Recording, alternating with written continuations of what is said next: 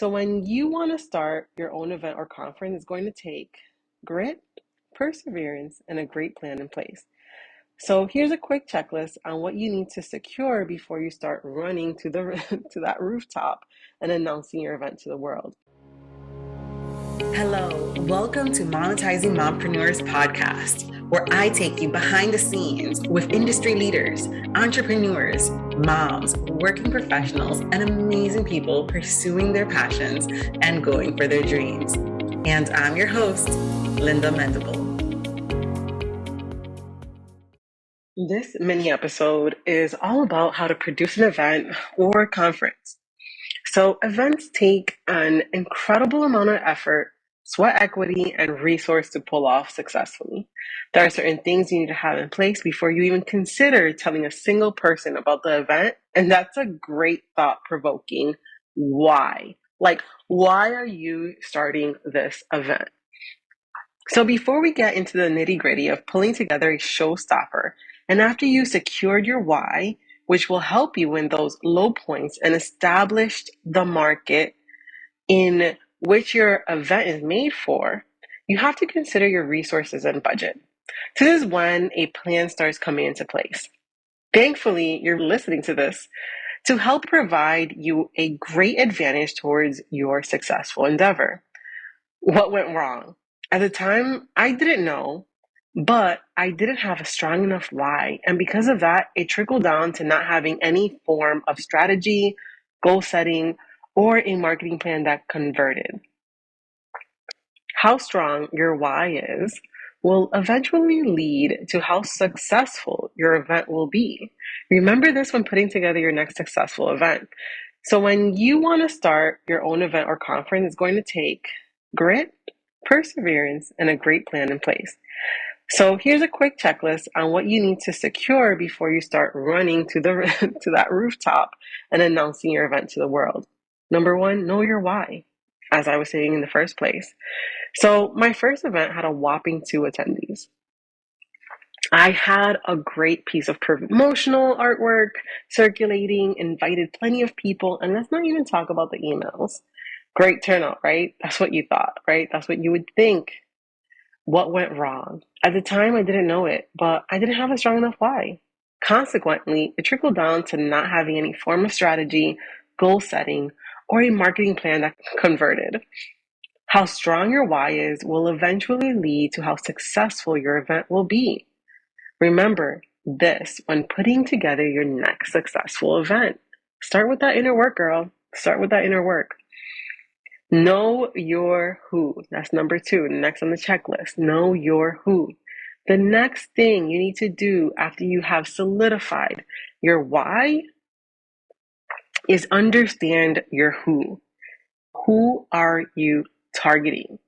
Who is that ticket holder, or who is that you visualize will benefit the most from your event or conference? When it came time for us to start promoting, it wasn't hard to basically target the right people and get more yeses than nos. I knew exactly who the event was for, so I reached out to the individuals I knew the event would benefit the most. So I've had some failed events and I've also had some successful events. And in my successful events, they turned out pretty good because I knew who I was targeting. And so when you know your why and you have a strong enough vision, you'll also know your who, because your why and your who are kind of intermingling. They work together. Okay, number 3 on the checklist, set your goals. What are your goals? What are your goals for the event? How many people would you like to host? How much are you willing to spend? How much do you plan on making? How many people do you plan on reaching? Goals help you track your progress and keep you on track towards a knockout event. And let me tell you, goals are so important because they tell you like where you need to move forward, where you need to pull back a little bit, where you can coast, let you know, are you doing okay? Are you doing well? You're always checking in with yourself. You're checking in with your numbers, seeing where your numbers are at. So you really need quantifiable goals. Quantifiable goals mean goals that you can track. Number 4, budget. What is the total cost of your event and how much are you willing to basically invest? This includes like venue, props, food, hired help, etc.? Are you receiving any money from your sponsors? Are you investing your own personal finances into this project?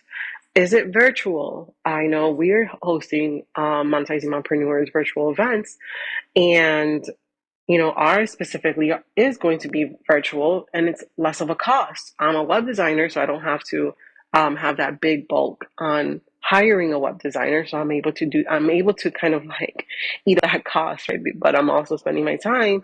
But I was able to outsource the things I'm not great at. For one thing, to be honest with you, I am not great with emails. Like, I know, I understand emails are a big deal and I send them out periodically, but I am not the best at like sending a respond back, but I'm getting better.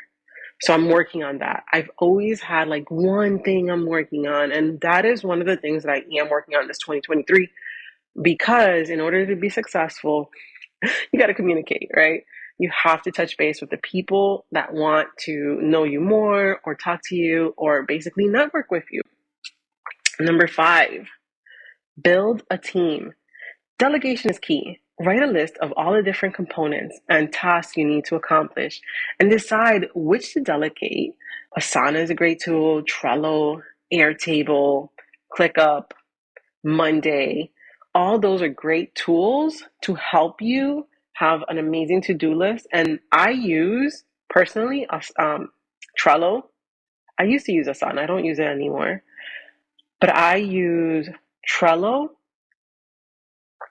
Airtable, and ClickUp. That is what we're using right now. Our podcast is on ClickUp. We had someone that was amazing with us, and she hooked it up and set us up in ClickUp. I don't really enjoy ClickUp, but you know what? It's actually getting things done.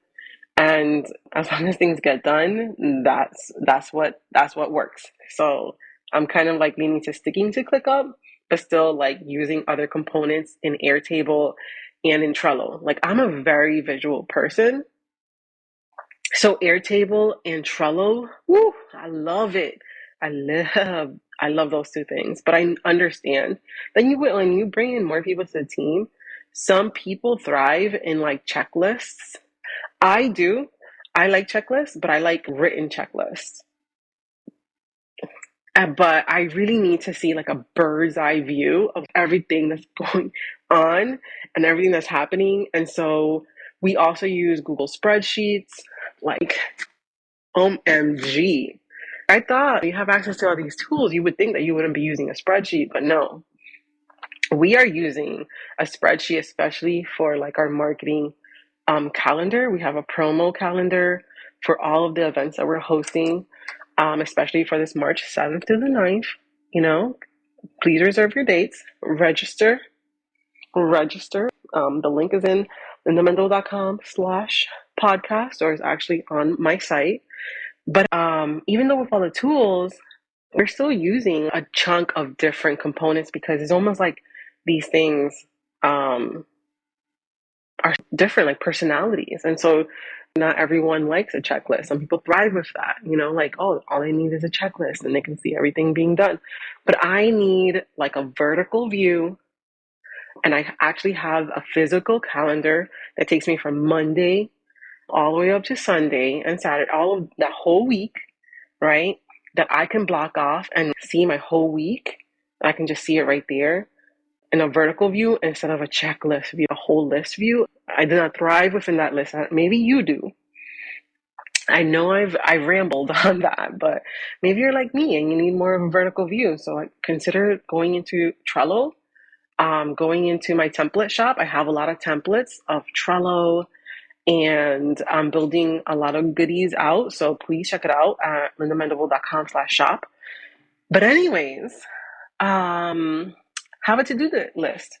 Trello is a great tool to track your to-do list and assign tasks out to your team. When it was time for me to start putting together a team for my event, especially this one, we knew we needed speakers, and I know I needed an MC. Oh, let me tell you, I did not know all the little things that needed to take place. I just knew, like, yes, Summit, that was the direction that we were headed. But anyways, There are a lot of things that you wouldn't even consider, but when you delegate to these people that are professionals in their niche, right? Because we have an MC for March 7th through the 9th. We have point of contact for our speakers. And then we have Janice, who is my VA, and she's pretty much like handling the emails and of course the podcast, and absolutely wonderful to work with. Love Janice. Definitely recommend. 10 out of 10. She's amazing. She has been there in situations that I'm just like, wow, total rock star. So happy to have her by my side as we continue to move forward.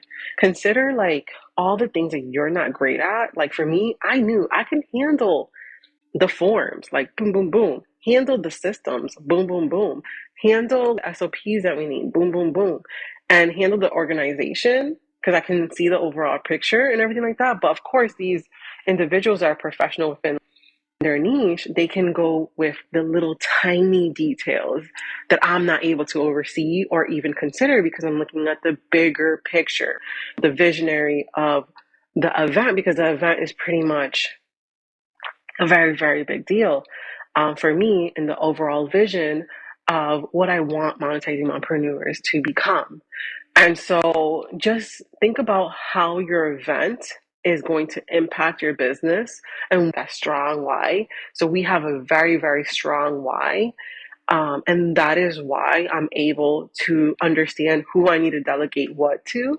And so for me, I get to do the graphics. I get to do my level of expertise within the event, show up the way that I need to with the podcast, with the event, and then just structure everything because the way that my mind works, just structure everything in somewhat of a funnel that works together, that gets people in, if that makes sense. Putting out intrigue, letting our speakers know, hey, these are the graphics you can use.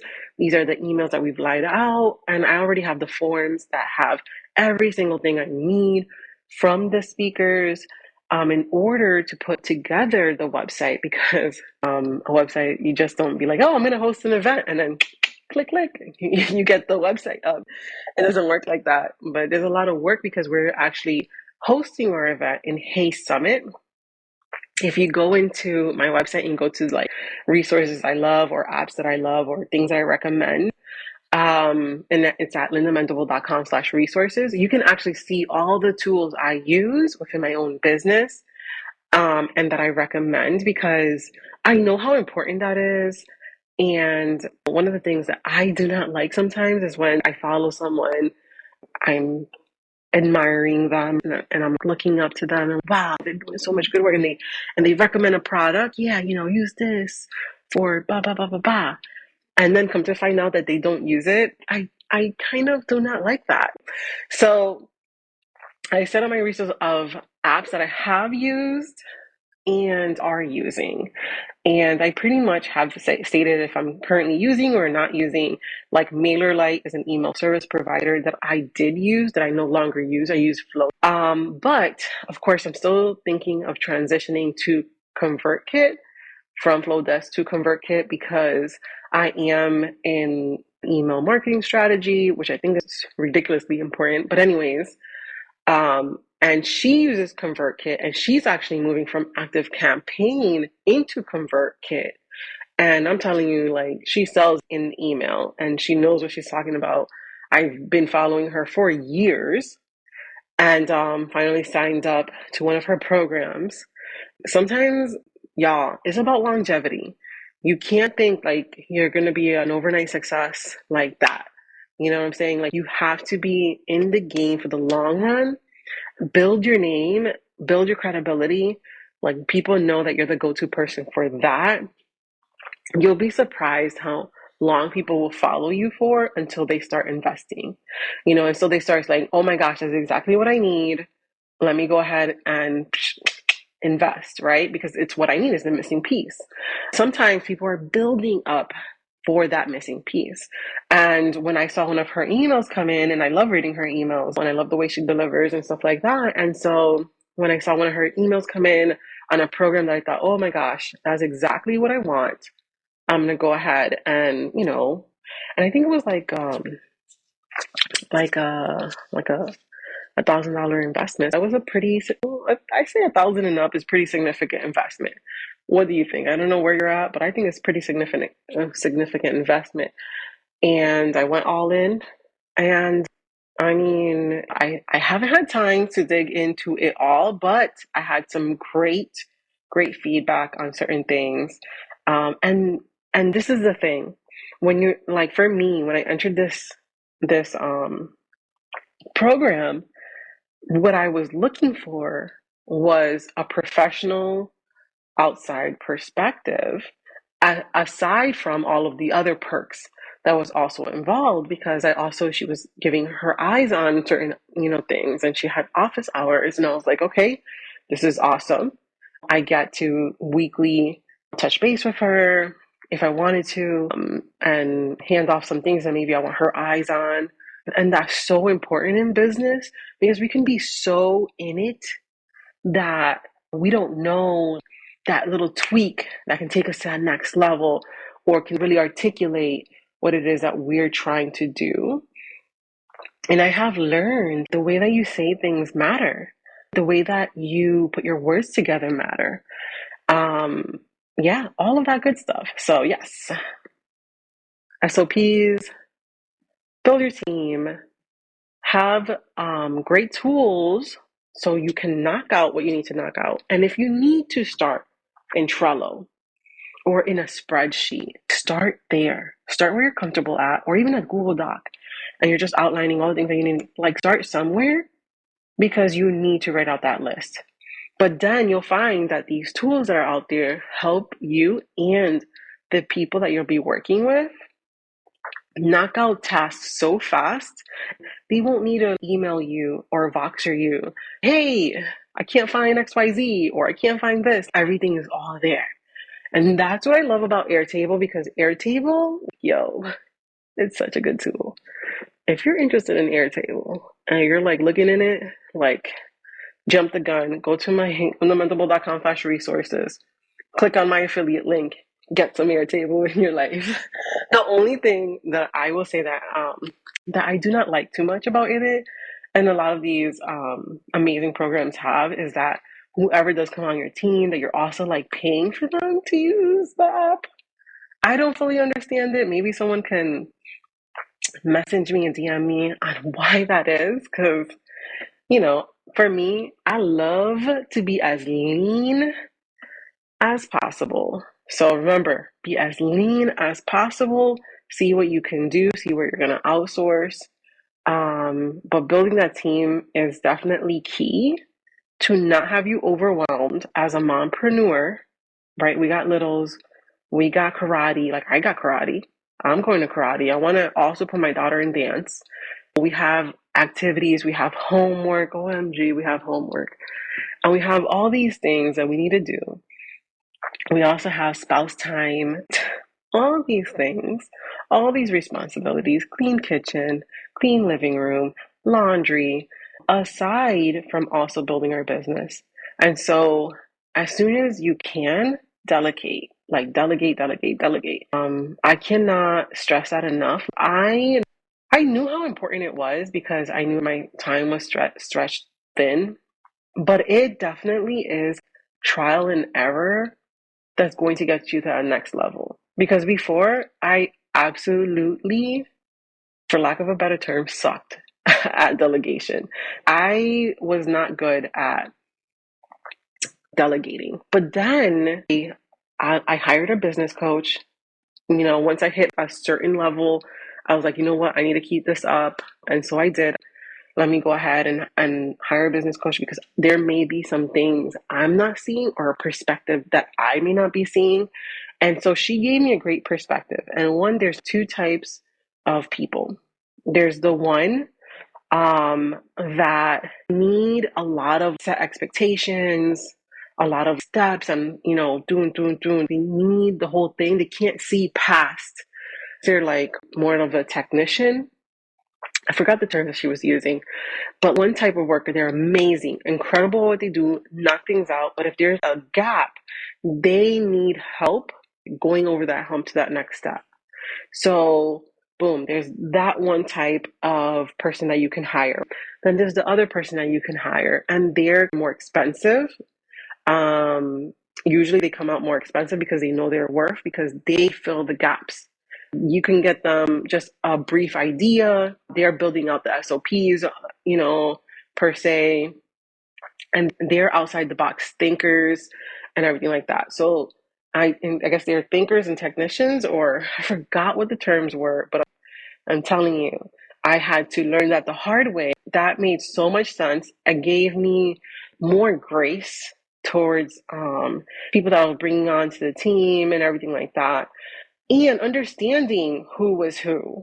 That really made me understand, because the technician, they can also come across as that thinker, for lack of better terms. I don't know what the specific terms are, but they can come across as that thinker. They're great. I'm telling you, they're hard workers, but you have to give them step by step by step on why you're doing these steps and everything like that, and make sure that it's all lined out. So usually what you would do is, first, you usually would hire someone that can just knock out tedious tasks and everything like that. And like I said, they're amazing. And then you will bring on that one that is more of an expert, outside of box thinker. And usually the person that has been knocking out those tasks, they work together in such amazing ways.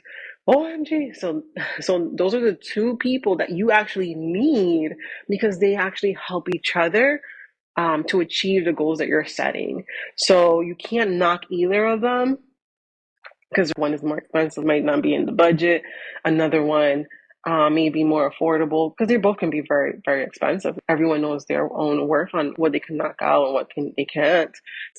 The whole thing is having to learn the two different personalities on the people that you can bring on your team was so crucial going into this next level, that when I have a conversation with someone, I already know where they would fit.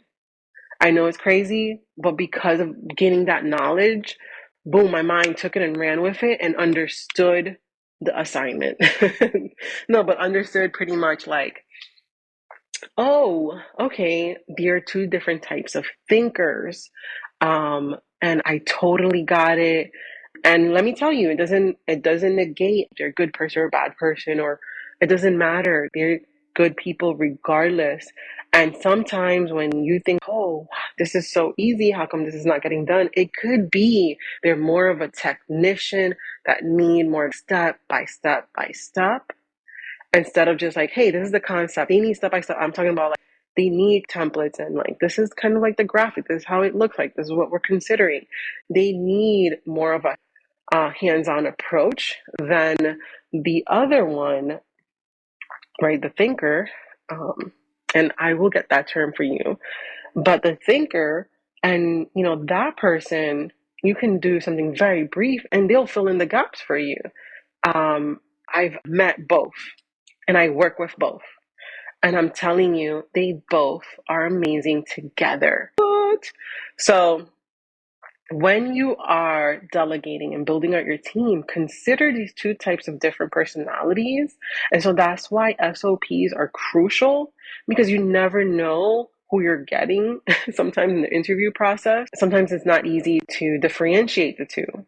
But I have kind of figured out the two on how they basically communicate. I've learned that they communicate in two different types of way. I feel like I haven't pinpointed what it is, but I've figured that much out. And so I have learned that in building my SOPs, I have to be considerate for both types of individuals. And when I bring on something that I don't know too much about, I'm bringing out more of a thinker. But when I bring out something that, hey, I just need these tasks to be done, then I'm bringing in the technician. And so that's what you need to consider. Who do you need? Do you need that thinker, or do you need that technician for that next spot that you're hiring for? Because both of them work really well, and they're great at knocking out tasks, but the way that you deliver the tasks that need to be knocked out is for, I guess, it's more of the expert and then the technician and then the expert. I don't know, but I'm saying thinker because the technician, like boom, boom, boom, you just give the tasks. They don't need strategy, right? They're not really, strategist. Maybe it's the technician and the strategist. Boom, the technician and the strategist. Those are the two different types of people that you will encounter when trying to build out your team. I can do a whole different podcast with that. So I'm going to keep going because we are talking about how to build out your event to be successful. Next is basically the venue. Figure out where you're going to host the event. I have done in-person events, now doing virtual events. And I've done virtual events when it was with Clubhouse. That's like an audio event. And I've hosted those and we did a whole bunch of those. Oh my goodness, it was amazing. But I couldn't keep up. And many times I honestly wanted to go full steam ahead and I had to learn how to rein it back. But regardless of the fact, when selecting your venue, consider a location that is appealing to your attendees, your partners, and your sponsors. When I held my in-person event, we decided to host it in this co-working space called ReCity. It was a local nonprofit and their heart was for community. So this venue not only had a great nonprofit component to it, but our attendees also appreciated that we partner with a venue that serves its community. So be creative on what you're searching for like Monetizing Mompreneurs Business Summit. We're hosting it in March 7th through the 9th virtually. And so registration, the tickets, we're planning on digital swag, all these cool components. And that's all part of the venue. So be creative with your venue that your attendees will absolutely love, your sponsors and partners would love as well, because everybody is basically invested. The attendees are invested, your partners and sponsors are invested, and they want this to be a good outcome and they want it to reflect well on them. So this is not just about you. And that's what I love about events, because I really want to push other people forward. And so an event is a great way to just cross arms with people and highlight amazing individuals or something amazing. So number 7, sponsors. So start reaching out to potential sponsors as soon as a plan for your event is set. Each business has their own way to qualify sponsorship recipients. So make a list of your ideal sponsors and start reaching out to them now before you get too ahead of yourself. For me, I can't go too deep with the sponsors because sponsorships have not been my forte. Like how to build out a sponsorship package. I'm actually working with a few people in order to build out mine. But once we do, we'll have a packet that we can rinse and repeat. And this is why it's so important, like to connect with people that are expert in their field, because they will give you ideas. I've touched base with someone that's into PR that has hosted events before, particularly mom events. And so they have a whole connection of basically potential sponsors, a whole community, a whole network. So when you're speaking with an individual, don't just look at this just one person. Look at this person as also their network, right? There's a saying that goes, your network is your net worth. So when you start building your business, I'm sure you're seeing the more people you reach, the more your conversion rates go higher. So visibility is really key. Visibility is not just you being visible on social media. Visibility is the connections you're making with the people around you. That's true visibility. Networking with the people, the professionals, that can help you create those other networks that you need in order to have a thriving business, a thriving event. That's why these bundles are a big deal. Summits, being a speaker, they're a big deal, not just because you're providing value, but because we're connecting people together. It's magical. It's amazing. So yes, thinking about sponsors, if you're good at that, start thinking about which sponsors would be amazing. Pitch them, pitch them, pitch them. I mean, what they say, if you don't try, that's already a no. So if you try, that could be a potential yes. So have that mindset. 8, give back. A great way to make your event appealing to any audience is partnering with an amazing organization that your target audience would appreciate. For instance, like my in-person workshop, we partnered with a local nonprofit organization who teaches children how to sew.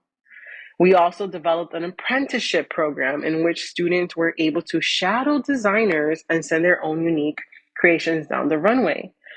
So this was incredibly amazing and an incredible way for us to not only give back to our community, but it was also deeply appreciated by our target market and target audience. So the event that I did, the in-person event I did, it was a 2-day event for fashion designers. And the first event was about how to blog, right? And blogging basically to sell your products, because I started first having an Etsy shop, being a designer myself, having my items down a runway, doing those different things. And so I saw that people were having trouble and were reaching out to me about, how do you get clients? How do you have so many clients? XYZ, which is still a question that I get to this day. But I'm trying to tell you, this is what I say. They say cash is king, but content is queen. So content is so important. And content is also your event. That's content. That can be publicized. Other newspapers or news outlets can take that event and run with it, especially if you have structured its content the right way. And so what I did, I partnered with fashion designers that had their fashion line. And the first day was blogging and photo shoot for headshots. It was amazing. The next day was basically a keynote speaker. And she was fabulous, by the way. Keynote speaker and basically runway fashion show. And the junior designers that we partnered with that taught children how to sew, these girls how to sew, they were able to shadow a designer, helping them put their line together, just seeing how it works. I mean, these girls gave me such a big hug and they wanted me to do it again. And it was amazing. It was an incredible experience. I will never forget it. I cried on just putting it together. Like, I went through some ups and downs putting it together. But you know what? Looking back at it, it was like one of the most memorable moments of my business career, because I have a lot of memorable moments. I have 3 babies, but it was priceless. So you have to do the work. You have to put yourself out there. If you're thinking about an idea, if you're thinking about launching an event, just do it and you'll learn along the way. Of course, plan it out, the SOPs. Go by the checklist. The checklist will help you structure your event the right way and help you launch it for success.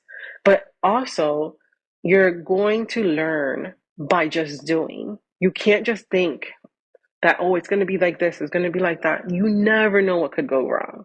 You never know the problems, the hiccups that will arise, and how you're going to basically fix them.